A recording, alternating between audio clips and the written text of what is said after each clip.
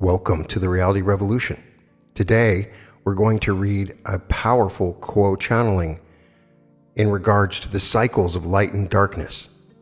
This particular channeling was delivered on December 3rd, 2016.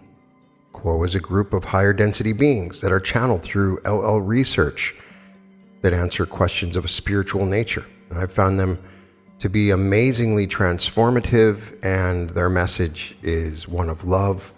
And so many people have come to me that have responded to these channelings with powerful inner knowledge that they've become aware of by hearing these words. Our question today is about cycles of light and darkness. When we begin entering periods of perceived darkness or destruction and chaos, we have a tendency to reach for the comfort and the light. But is it more appropriate to embrace the darkness and disharmony as a way to accentuate and balance the distortion and allow for transmutation? What is the most beneficial way for us to approach these periods of seeming darkness as individual seekers and a culture? Jim channeling. I am Quo and greet each of you in love and in light this afternoon. We are grateful to each for having called for us to join your circle of seeking this day. We thank this instrument for his challenge to us and assure him that he did well. Today you ask the question whether or not one should embrace the reality of the darkness as one may perceive it, or whether it is perhaps better to attempt to provide light to shine through the darkness before dealing with it. My friends, you in your question begin to retrace the steps of evolution of the creation around you. For in the beginning there was darkness. There was that which was unformed, that which blew and burned incandescently. And then there was light, which came into the darkness, and the darkness knew it not. And yet the light caused the darkness to become radiant and reflective, so that there may be what you know of as a creation of stars and planets and life in many forms throughout infinity. And here you are on planet Earth at this time, once again, recapitulating that basic scenario. A feeling that there is more confusion, more darkness, more difficulty, more disillusionment than you have known before upon your planet. And yet, my friends, we tell you that what you know now is but the palest shadow of what has been before. For many times have the populations that have come to this planet to repeat third density caused darkness to heavily rest upon the peoples of various cultures, so that the history of your planet is one of bellicosity, adversarial relationships, separation of entities from each other, so that there was not a unifying force that could bring all together. And indeed, for much of the history of your planet and its progression through the various major cycles and minor cycles of evolution, culminating now in this great master cycle, there has been predominantly a separation dividing nation from nation, religion against religion, community against community, families against each other. It has been a theme, shall we say, and everyone seems to know the song. And yet, we say to you, within this great vast arena of darkness, there shines in each individual heart, which you may liken unto a seed. Indeed, for it is made of light. It has potential to grow. It has the desire to be released, if only certain confusions within the mind and the emotions of the entity holding it could be untangled and brought into a more understandable configuration. Then each could plant the seed. There have been as many as you know who have been able to move the intelligent energy of the one creator through their energy system and clear it to such a degree they have been able to share light with those about them. These are your prophets, your mystics, your revolutionaries, your thinkers, your creators, your musicians, your poets, and in many cases mothers and fathers raising children to reproduce the light they find within their hearts. So what do you do now, my friends? What do you do now? You have felt a great disillusionment descend into a kind of darkness within your own being and your culture. Yet not all see it in this fashion, for some love the darkness, some love the light. Each pursues that which has meaning to each.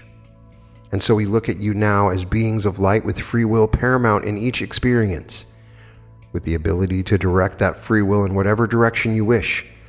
You are indeed as free as you wish to be. At this time, we would transfer this contact to the one known as Steve. We are those of Quo, Steve channeling. I am Quo and am with this instrument.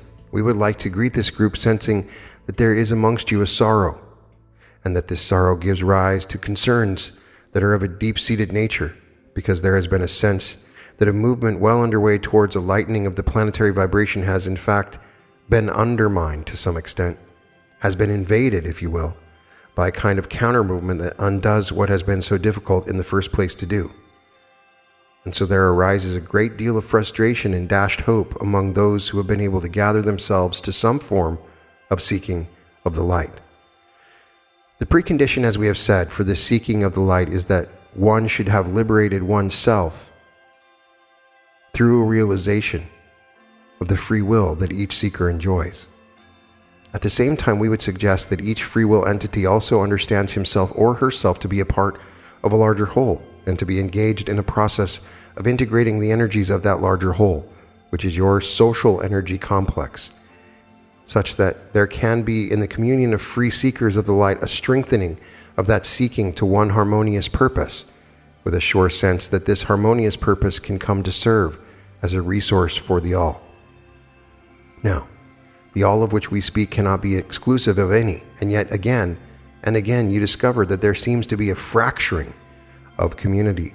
There seems to be a circumstance arising which pits one will against another, even when these wills all independently conceive themselves to be seeking the light. When the fracturing occurs, it can seem as if the light itself falls apart. The light itself is cast into such a pit of darkness that the darkness becomes almost something real in itself, capable of swallowing up and extinguishing the light. The situation is further complicated by the fact there are some who are prepared to believe just this. There are some who are prepared to act upon the premise that the darkness is a palpable reality and can be mobilized as a resource for seeking along a pathway which most of your citizens, and we believe all those here present, find to be contrary to their own aspirations. The path of darkness is not a path which seeks harmony. It is rather a path which embraces chaos and treats chaos as if it were the highest value and goal of the seeker, because there is within this chaos a kind of restlessness, a kind of forcefulness, which seems to have the capacity to enliven in a way that more harmonious beings do not do. And so the effect of those who seek upon this path, when mixed with those energies which are attuned to harmonious coexistence, can be very troubling and disconcerting for those the latter disposition. Now, chaos itself is not something to be utterly despised, for it is an experience known to every soul to have undergone periods in which there is a dissolution of structure, in which there is a personality breakdown, which upon occasion can lead to a positive result. The circumstances in which this is true are those in which the personality has become so set in stone, as it were, such that it finds energy stuck within it, unable to move, and can be in a configuration in which further growth seems to be stifled almost completely. Under these circumstances, a personality breakdown may be required in order to allow these energies to gather to a new principle of organization through a process of natural discovery. It is not, therefore, the chaos itself that one embraces, but rather one does not object to having to endure a kind of chaos as a point of transition to an order of the personality that is more satisfactory. Now, that which holds true at the level of the individual can also be said to hold true in a somewhat different way at the level of the social complex. There are times in which principles of organization of societies in effect stifle the creative growth of that society. And when it is discovered that this is true, it is sometimes useful to break down these older structures so that something new and more vital may grow in its stead. This is a natural process at the social level, even as it may be said to be a natural process at the individual level. And there is a portion of your individual consciousness which is already invested in the social energy complex, and therefore there is not a bright line between individuals within the complex or an individual in the complex itself. There is, my friends, a blending. Now, so far as it is the case that all members of a society seek along pathways that are essentially able to be coordinated with each other, that is to say, are of a polarity that is the same, the process of dissolution, when it is found to be necessary, need not be seen to be terribly troubling. For if there is at root a common commitment to moving toward the light, we have found that given time, this precisely what tends to happen. However, it is also the case that there are some with a legitimate claim to being part of the social energy complex which you enjoy, who have not followed the intention of developing in a manner that is harmonious, in a manner that is welcoming and cooperative with other selves, but who prefer to take the view towards society which suggests that it is a place of contest, a place where wills test themselves against the resistance provided by other wills, and in this constant contest hone their energies to finer and finer effect. The food of such growth is, as we have suggested, chaos. It is a chaos that is relentless. It is a chaos that is restless. It is a chaos which is unfathomable. There is in this chaos, it has been our experience, nothing to embrace because it is in itself nothing.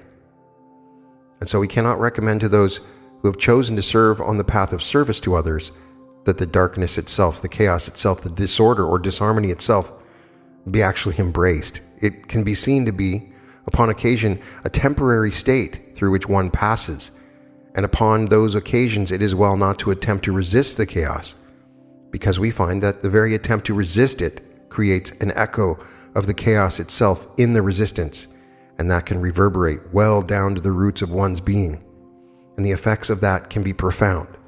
And so when it happens in your own life, that the carefully constructed structures that have been built up around your patterns of interaction, around your patterns of self-expression, around your disciplines of everyday life, have for one reason or another met with such difficulty that their order can no longer be maintained. We find that it is well not to try to force an issue, but to accept that for the nonce, a kind of chaos will reign. And you may take up a patient attitude of awaiting, as deep from within your natural processes that we have called self-discovery, new truths will begin to manifest themselves. Now, there can also be a correlate that will happen in a similar way at the level of your social complex. And indeed, my friends, we have seen this occur over and over again, so that out of an apparent evil there can emerge into manifestation a much greater good. And it is to that hope, my friends, that we would commend you. It is to the patience and the loyalty to your sense of purpose that we would commend you in awaiting the fruits of this hope, which it is always good to hold in your heart.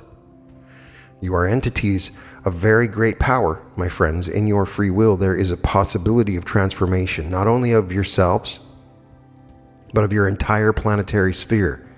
And the greatest seed of this transformation is the hope which you cherish in the silent core of your heart.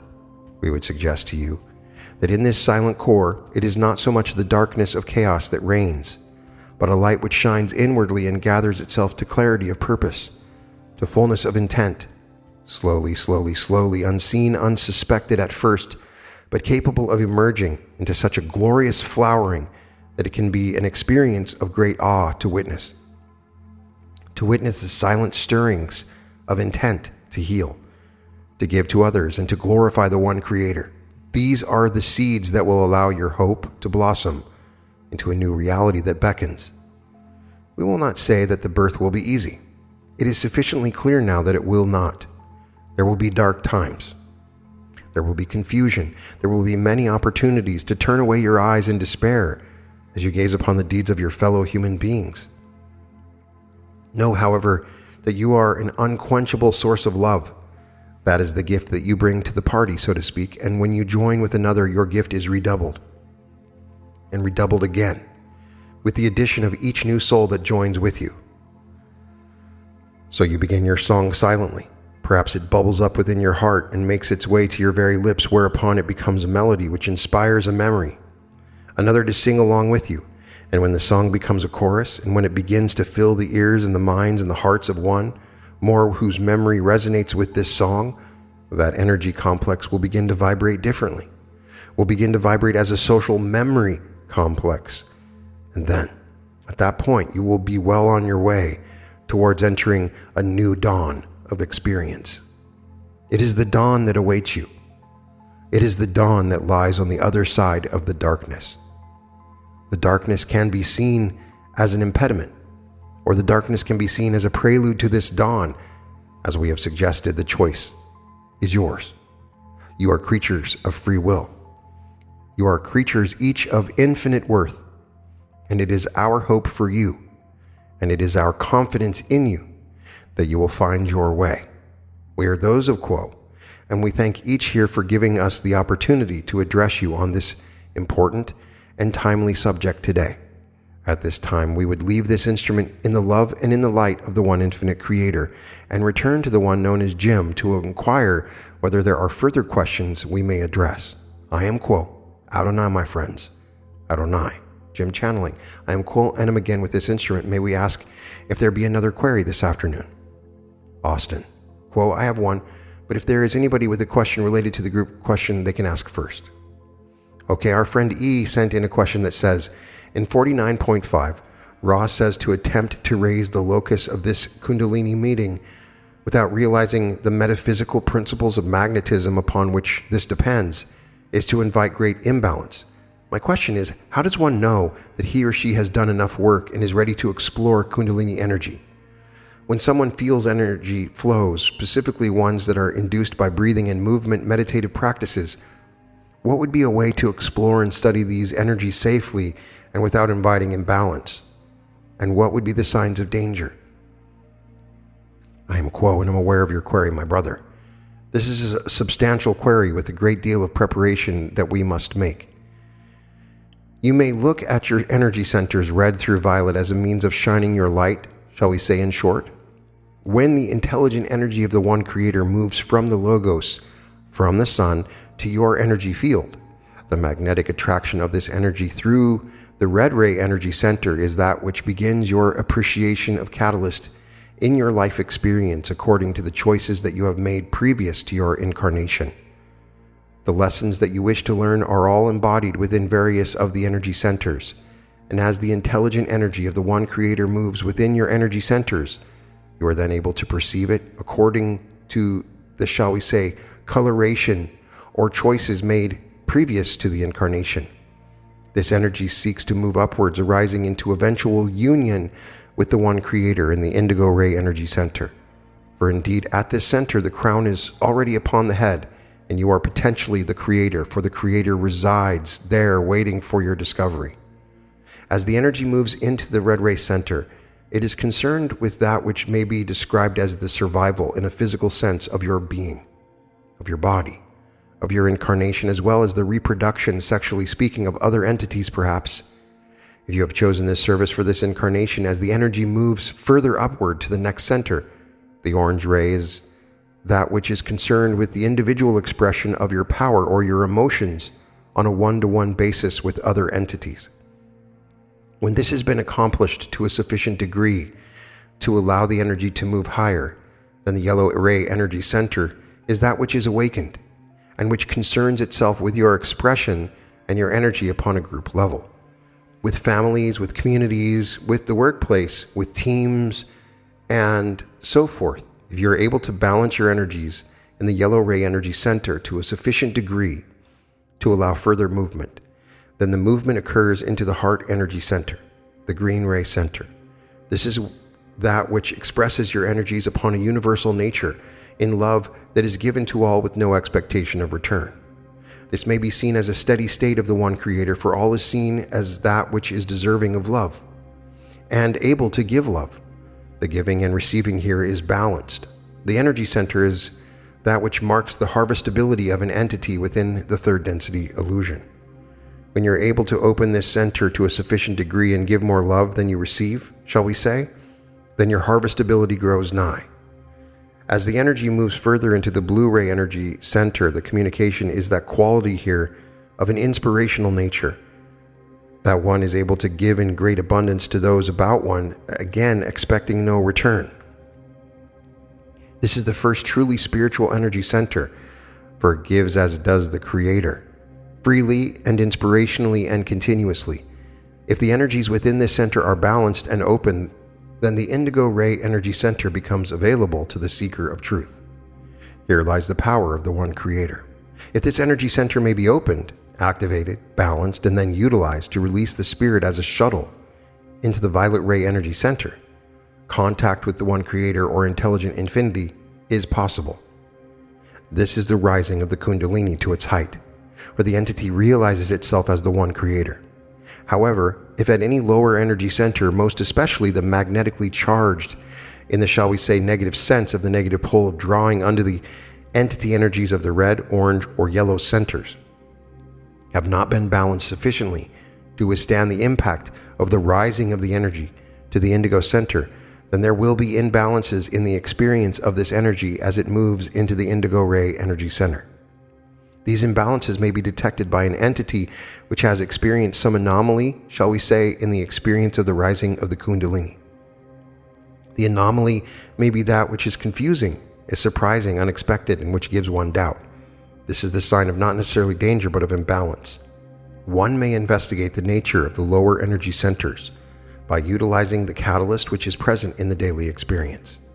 We may say that it is frequent that these lower energy centers are sometimes not necessarily ignored, but not given the importance that they deserve, for it is seen as more, shall we say, grand or glorious to work upon the higher energy centers, perhaps not working upon the negatively oriented centers, the red, the orange, and the yellow, which are negative magnetically speaking, in that they draw unto the entity those energies of the Logos, the intelligent energy. Looking at your daily round of experience in the meditative state at the end of the day is a good means by which to appraise the balance and the openness of these centers. Look, therefore, to those experiences that you have with others on a one-to-one basis, also upon a basis of the individual self that you are in relation to groups in which you participate. Look to see the nature of the use of power in these two centers. Is there an attempt upon your part in any way to exercise unduly a power over others on an individual basis or upon a group basis? For this is where the imbalances can occur that would create a difficulty in the entity experiencing the free flowing of energy through all lower centers as it makes its way to the indigo center. Is there a further query upon this subject, my brother? No, thank you, Quo. We thank you, my brother. Is there another query at this time?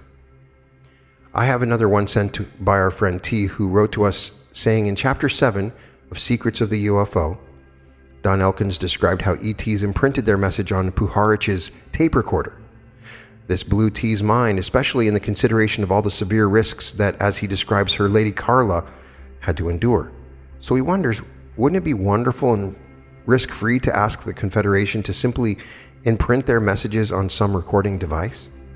And he asks further, the pros and cons are between these two methods of human versus tape recorder.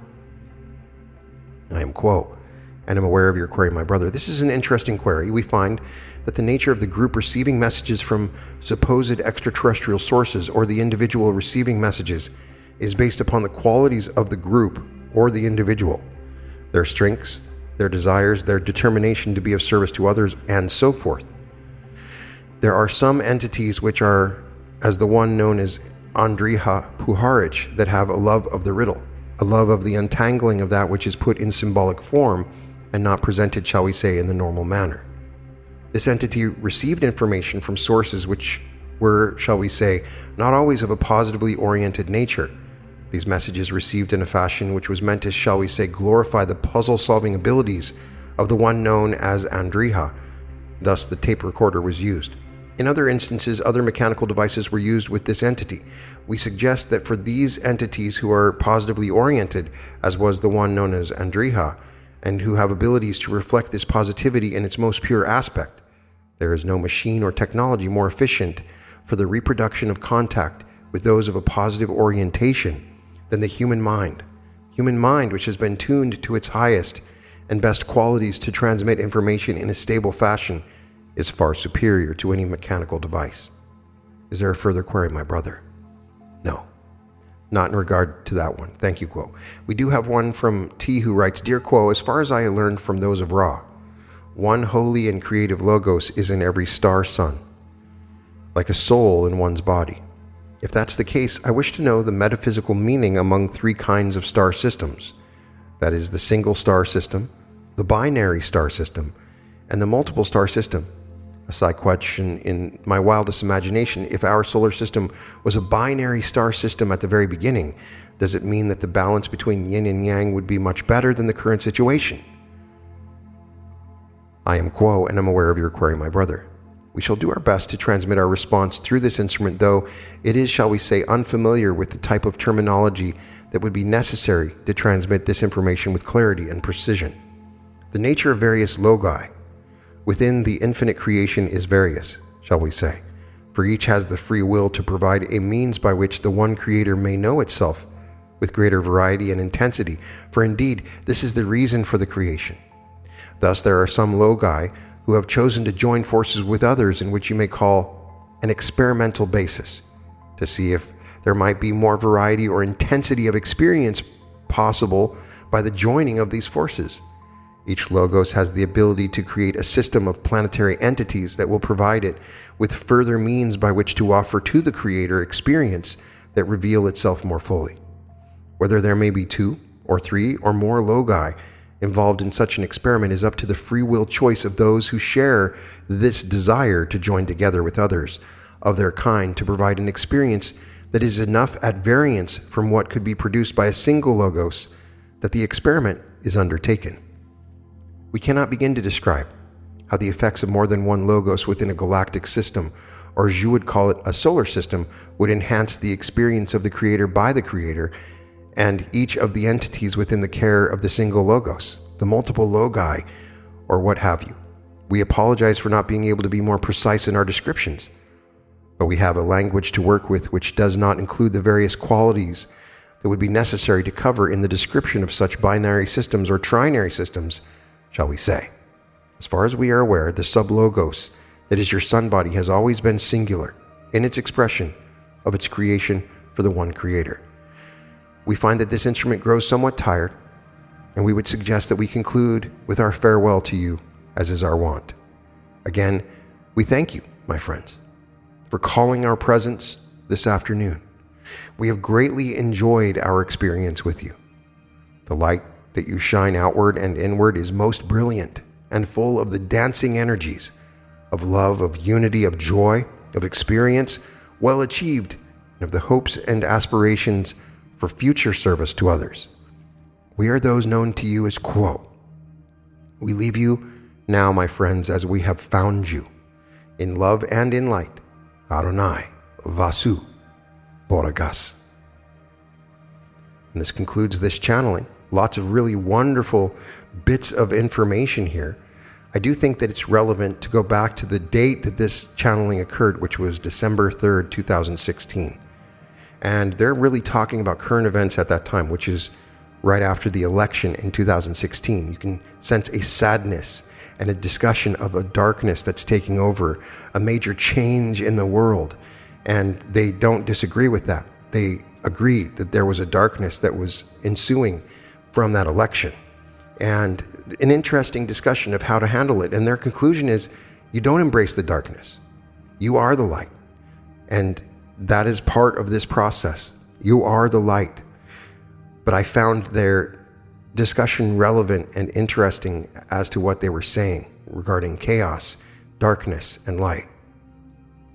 The discussion of the Kundalini was also interesting. They do refer to the lower 3 chakras as negatively polarized magnetically in relation to the whole energy system. Lots of other cool information. I would love to know what you think. Please put in the comments any questions that you might want to ask Quo, and perhaps I can forward those on. You can find all episodes of The Reality Revolution at therealityrevolution.com, and welcome to The Reality Revolution.